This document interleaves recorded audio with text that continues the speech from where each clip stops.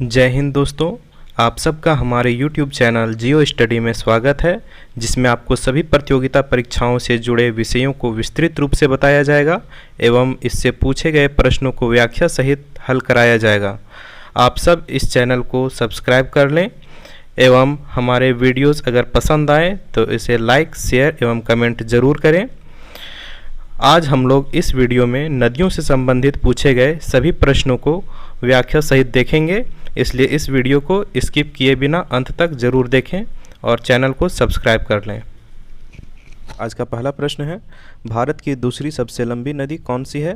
Question एक बार ध्यान से सुनेंगे कि भारत की दूसरी सबसे लंबी नदी कौन सी है, कौन सी दूसरी सबसे लंबी नदी। तो ऑप्शन ए है ब्रह्मपुत्र, ऑप्शन बी है नर्मदा, ऑप्शन सी है गोदावरी, ऑप्शन डी है यमुना। जल्द से जल्द आप लोग भी इसका कमेंट कर सकते हैं, भारत की दूसरी सबसे लंबी नदी। तो इसका आंसर आपका हो जाएगा गोदावरी। गोदावरी नदी इसका आंसर हो जाएगा। आइए हम इसका विश्लेषण देख लेते हैं। जो भारत का दूसरा सबसे बड़ी नदी वो गोदावरी है। यह कहाँ से निकलती है? तो गोदावरी आपका त्रियंबक जो है, नासिक ज़िले में त्रियंबक गांव से निकलता है। और गोदावरी की कुल लंबाई कितनी है? तो गोदावरी की कुल लंबाई आपका 1465 किलोमीटर है। और भारत की जो सबसे लंबी नदी है, तो सबसे लंबी नदी कौन हो जाएगा? 2525 किलोमीटर गंगा की हो जाएगा। इसमें से एक और क्वेश्चन आप लोग को कंफ्यूज कर सकता है कि भारत से होकर गुजरने वाली सबसे लंबी नदी। तो अगर क्वेश्चन पूछेगा कि भारत से होकर गुजरने वाली सबसे लंबी नदी कौन सी है, तो वो फिर ब्रह्मपुत्र हो जाएगी। कितना है इसका? 2900 किलोमीटर है इसका। तो ये आप ध्यान रखिएगा कि क्वेश्चन किस तरह से पूछ रहा है, भारत की दूसरी या भारत से होकर गुजरने वाली दूसरी सबसे लंबी नदी या पहली सबसे लंबी नदी। चलिए नेक्स्ट क्वेश्चन हम लोग देखते हैं। नेक्स्ट क्वेश्चन है, कौन सी नदी कर्नाटक और तमिलनाडु में बहती है? मतलब दोनों राज्यों में जिसका बहाव है। तो ऑप्शन ए है आपका कृष्णा नदी, ऑप्शन बी है कावेरी नदी, ऑप्शन सी है पेरियार नदी, ऑप्शन डी है गोदावरी नदी। आप ध्यान से ऑप्शन देखिएगा और क्वेश्चन पढ़िएगा कि कर्नाटक और तमिलनाडु में कौन सी नदी बहती है। तो ये इसका आपका सही आंसर हो जाएगा। आप लोग जल्दी जल्दी अपना कमेंट भी कर सकते हैं। इसका सही आंसर आपका हो जाएगा कावेरी। कौन सा? ऑप्शन बी कावेरी नदी, क्योंकि यही जो कावेरी जल विवाद है ये कर्नाटक और तमिलनाडु में है। इसका व्याख्या हम लोग देखते हैं कि जो कावेरी नदी है ये कहाँ आपकी बहती है? कर्नाटक और तमिलनाडु में बहती है। और कावेरी नदी जल विवाद किनके बीच में है अगर पूछा जाएगा तो कर्नाटक और तमिलनाडु के बीच में है। आइए अब हम लोग अगला क्वेश्चन देखते हैं। नेक्स्ट तीसरा क्वेश्चन है, निम्नलिखित नदियों में से कौन सी नदी पश्चिमी घाट से निकलती है? ऑप्शन ध्यान से देखिएगा। ऑप्शन ए है घग्गर नदी, ऑप्शन बी है कृष्णा नदी, ऑप्शन सी है दामोदर नदी, ऑप्शन डी है सोन नदी।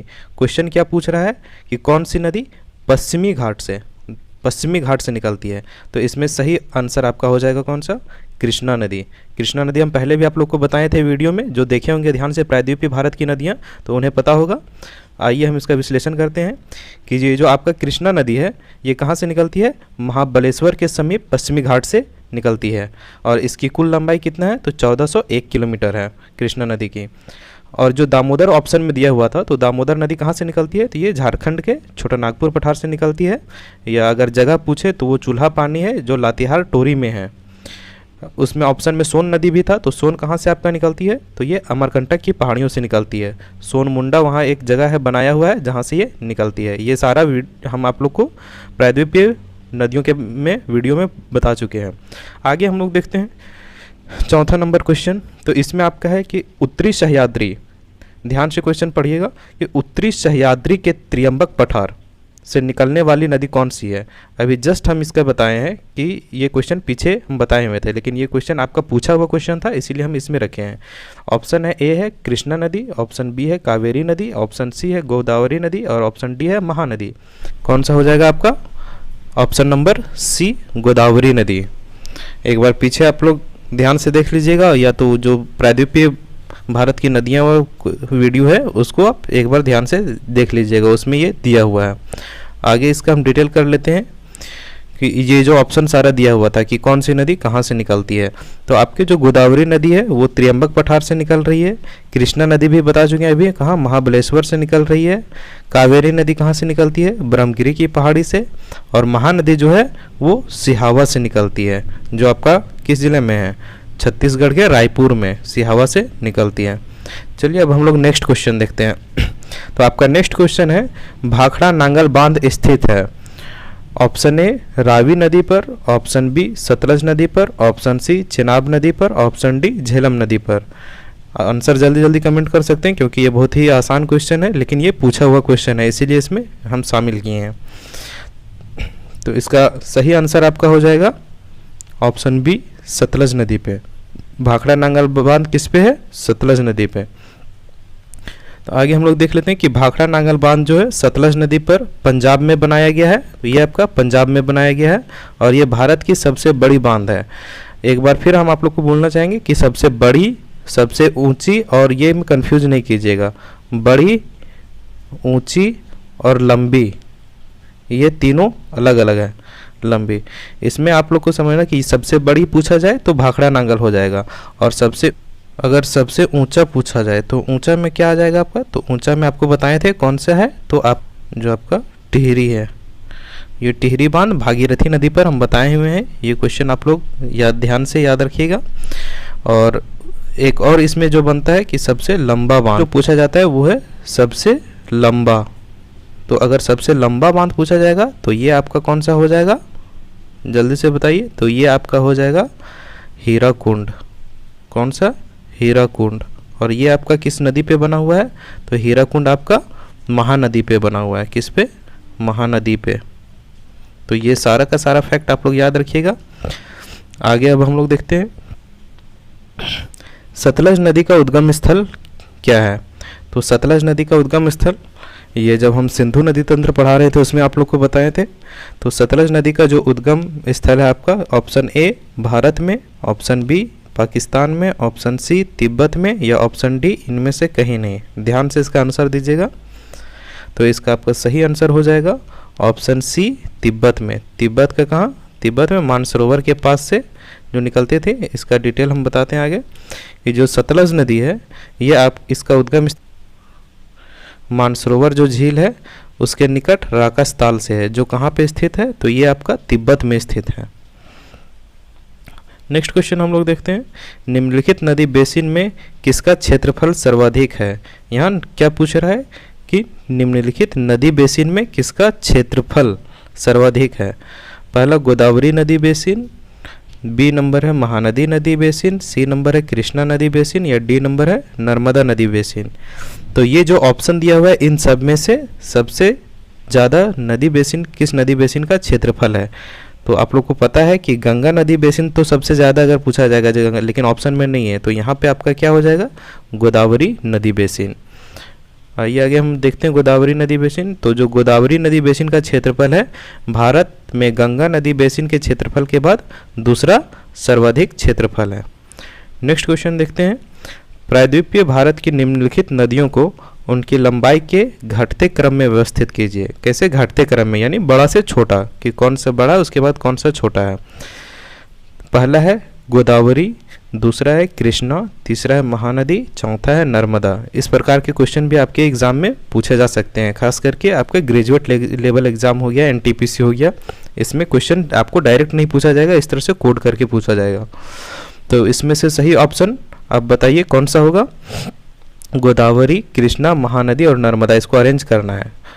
ए में आपका है 1 2 3 4, बी में है 1 2 4 3, सी में है 2 1 3 4, डी में है 2 1 4 3। तो इसका सही आंसर हो जाएगा। अगर आप लोग कमेंट कर सकते हैं तो कमेंट कीजिए। तो इसका सही आंसर आपका क्या हो जाएगा? Option B. ऑप्शन बी में जो है आपका पहला गोदावरी, दूसरा कृष्णा, तीसरा आपका सबसे लंबा हो जाएगा वो है नर्मदा, और उसके बाद है महानदी। तो इसका क्रम हम लोग आगे देख लेते हैं कि गोदावरी सबसे लंबी है, कितना? 1465 किलोमीटर।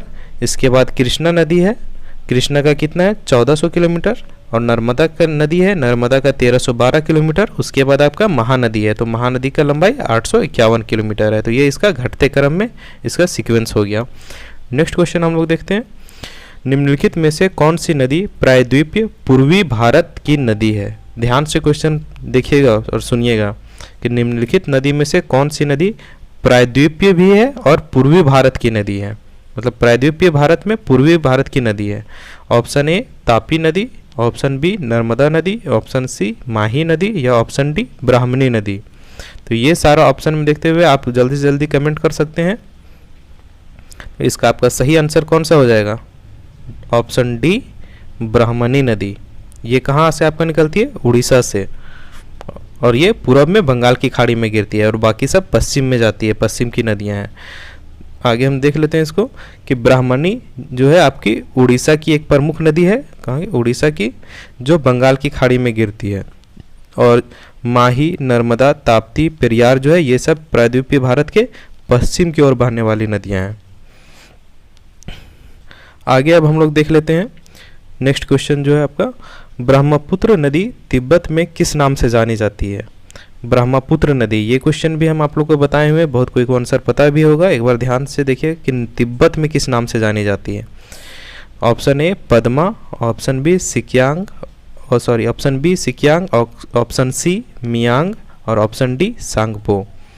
तो जब हम गंगा यमुना ब्रह्मपुत्र पढ़ा रहे थे उसमें आपको बताए थे, तो याद होगा। तो इसका सही आंसर आपका हो जाएगा ऑप्शन डी, सांगपो नदी। यहाँ तिब्बत में इसको सांगपो बोला जाता है। और अरुणाचल प्रदेश में जब ये आती है, अरुणाचल प्रदेश में आने के बाद इसे किस नाम से जाना जाता है? तो दिहांग नाम से, दिहांग नाम से जाना जाता है अरुणाचल प्रदेश में। और जब ये आसाम पहुंचती है तब इसका नाम क्या होता है? तब इसका नाम ब्रह्मपुत्र पड़ता है। और जब फिर ये बांग्लादेश में चल जाती है तो वहाँ जमुना नाम से जानी जाती है। यहाँ इसका डिटेल है कि ब्रह्मपुत्र नदी तिब्बत में सांगपो कहा जाता है। ब्रह्मपुत्र नदी जब बांग्लादेश में जाती है तो उसे जमुना कहलाती है। और फिर जब ये गंगा से मिल जाती है, गंगा को वो बांग्लादेश में किस नाम से जानते हैं? तो बांग्लादेश में गंगा को पद्मा नाम से जानते हैं। और जब ये दोनों मिल जाती है, कौन? पद्मा और जमुना, तो फिर ये मेघना नाम से आगे बढ़ती है। क्या नाम? मेघना नाम से। नेक्स्ट क्वेश्चन हम लोग देखते हैं कि हिमालय को काटकर आगे बहने वाली नदियाँ। क्वेश्चन ध्यान से इसको देखिएगा कि हिमालय को काटकर आगे बहने वाली नदियाँ कौन सी हैं? ऑप्शन ए में सतलुज, सिंधु, गंगा। ऑप्शन बी में ब्रह्मपुत्र, सतलज, सिंधु। ऑप्शन सी में ब्रह्मपुत्र, सिंधु, गंगा। ऑप्शन डी में सतलज, ब्रह्मपुत्र और यमुना। तो क्वेश्चन ध्यान से देखिएगा और ऑप्शन भी, क्योंकि इसमें तीनों सही होना चाहिए, एक भी जिसमें गलत है वो ऑप्शन नहीं होगा आपका। तो ये आपका कौन सा हो जाएगा? Option B. ये तीनों जो नदियां हैं ब्रह्मपुत्र, सतलज और सिंधु, ये नदियां हिमालय से पूर्व से बह रही हैं, इसलिए इन नदियों को पूर्ववर्ती नदी भी बोला जाता है। और ये हिमालय को काटते हुए आगे बढ़ती है। इसका व्याख्या हम लोग देख लेते हैं कि जो आपका ब्रह्मपुत्र है, सतलज है और सिंधु है, ये क्या है? पूर्ववर्ती नदियाँ हैं। पूर्ववर्ती नदी है क्योंकि ये हिमालय के उत्थान से पहले की नदियाँ हैं, इसलिए ये पूर्ववर्ती कहलाती हैं और ये हिमालय को काटते हुए आगे बढ़ती हैं। नेक्स्ट हम लोग देखते हैं, नर्मदा एवं ताप्ती नदियों के मध्य स्थित है। ये आपका प्रायद्वीपीय भारत का जो क्वेश्चन, प्रायद्वीपीय भारत की नदियों से जो संबंधित क्वेश्चन था, जो हमने बता चुका है, उसको डिटेल से आप अगर देखे होंगे तो ऑप्शन से आप बता सकते हैं, जिसमें ऑप्शन ए आपका हो जाएगा विंध्य पर्वत, ऑप्शन बी सतपुड़ा श्रेणियाँ, ऑप्शन सी अरावली पहाड़ियाँ, ऑप्शन डी कैमूर पर्वत। जल्दी से आप कमेंट कर सकते हैं।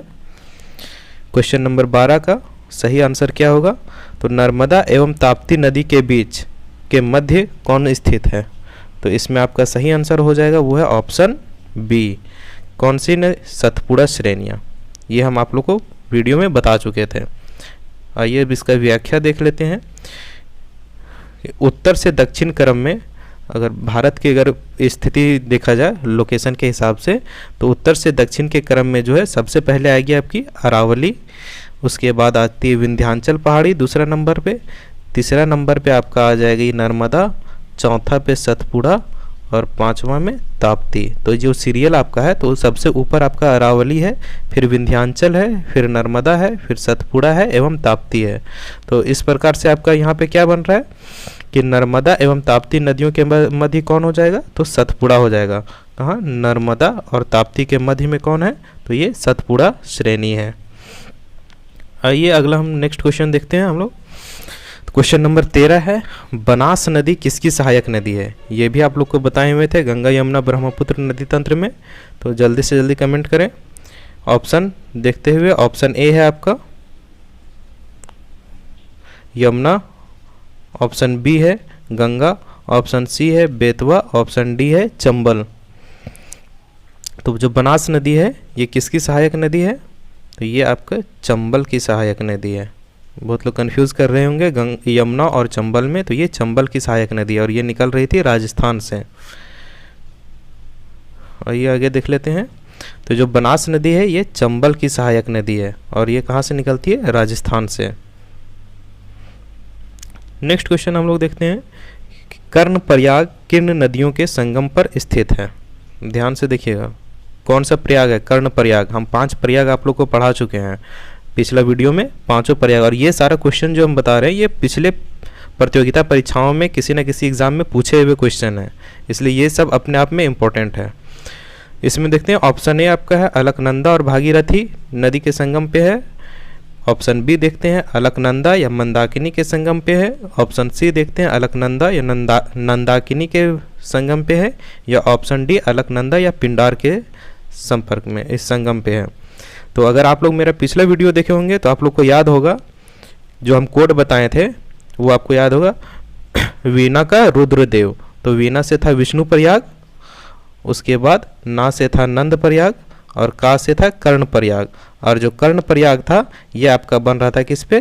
तो अलकनंदा और पिंडार नदी के संगम पे। जो पंडरा हम बोल रहे थे कि पंडरा अलकनंदा से आकर के मिलता है, उसके बाद फिर अपनी माँ से मिलता है मंदाकिनी और अलकनंदा मिल करके फिर आपका रुद्र प्रयाग बना रहे थे।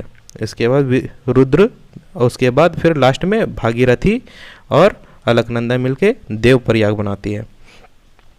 आइए इसका डिटेल देख लेते हैं। तो आपका जो है अलकनंदा एवं पिंडार नदियों के संगम स्थल को कर्णप्रयाग कहा जाता है। नेक्स्ट देखते हैं, आज का अंतिम प्रश्न है, आप ध्यान से देखिएगा। और अगर आपको वीडियो ये अच्छा लगा हो, अगर आप इसे पसंद किए हो तो आप लाइक कीजिए, इसको शेयर कीजिए, कमेंट कीजिए और मेरे चैनल को सब्सक्राइब कीजिए। अभी शुरुआत है, अभी आगे बहुत कुछ आप लोग को इसमें बताया जाएगा। आपको पहले डिटेल में सारा वीडियो के माध्यम से सारा क्लास आपको व्याख्या लिया जाएगा, पूर्ण उसका अध्ययन करवाया जाएगा। उसके बाद उससे संबंधित जितने भी क्वेश्चन आंसर होंगे पूर्व प्रतियोगिता परीक्षा में पूछे हुए सभी को बताया जाएगा। इससे पहले हमने नदी के सारे जितने भी थे अध्याय उसको पहले पूरा करवा लिया है। उसके बाद इससे संबंधित अभी सीरीज चालू किया है इसका क्वेश्चन आंसर का। तो ये सीरीज अभी जारी रहेगा, आज ये अंतिम नहीं है। आज के वीडियो का ये अंतिम है, इसका अगला वीडियो बहुत जल्द आप लोग के लिए लेके आ रहा हूँ। चलिए आगे देख लेते हैं इसका ऑप्शन कि कौन सी नदी हरियाणा एवं उत्तर प्रदेश की सीमा पर बहती है।